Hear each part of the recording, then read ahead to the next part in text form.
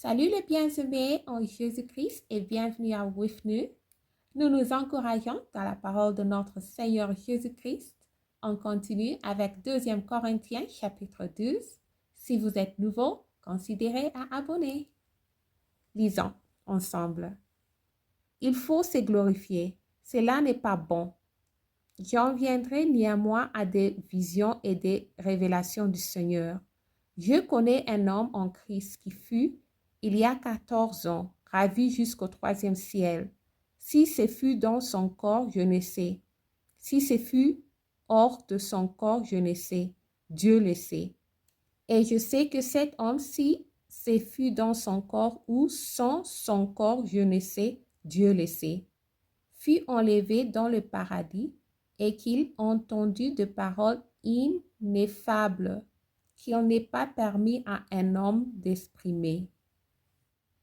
Je me glorifierai d'un tel homme, mais de moi-même. Je ne me glorifierai pas sinon de mes infirmités. Si je voulais me glorifier, je ne serais pas un insensé, car je dirai la vérité, mais je m'en abstiens afin que personne n'ait à mon sujet une opinion supérieure à ce qu'il voit en moi ou à ce qu'il entend de moi.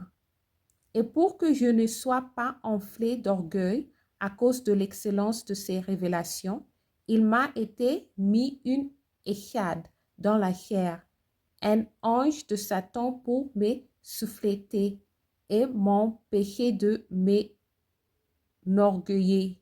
3 fois j'ai prié le Seigneur de l'éloigner de moi et il m'a dit, ma grâce te suffit, car ma puissance s'accomplit dans la faiblesse. Je me glorifierai donc bien plus volontiers de mes faiblesses afin que la puissance de Christ repose sur moi. C'est pourquoi je me plains dans les faiblesses, dans les outrages, dans les calamités, dans les persécutions, dans les détresses pour Christ. Car quand je suis faible, c'est alors que je suis forte. J'ai été un insensé, vous m'y avez contré. C'est par vous que je devins être recommandé, car je n'ai été inférieur en rien aux apôtres par excellence, quoique je ne sois rien.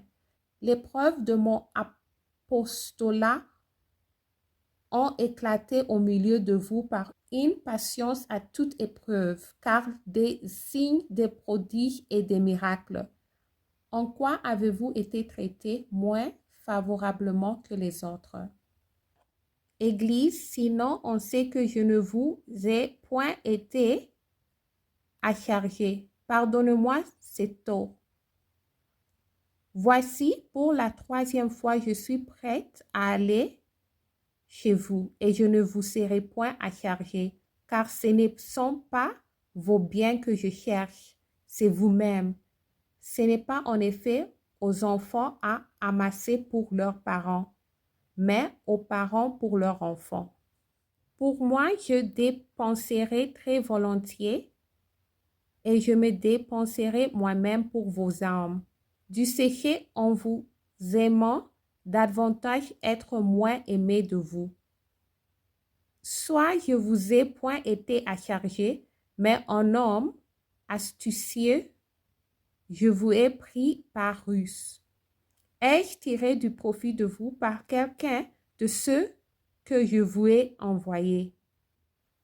J'ai engagé Tite à aller chez vous, et avec lui j'ai envoyé le frère. Et c'est que Tite a exigé quelque chose de vous. N'avons-nous pas marché dans le même esprit, sur le même trace? Vous vous imaginez depuis longtemps que nous nous justifions auprès de vous. C'est devant Dieu en Christ que nous parlons. Et tout cela, bien-aimés, nous le disons pour votre édification.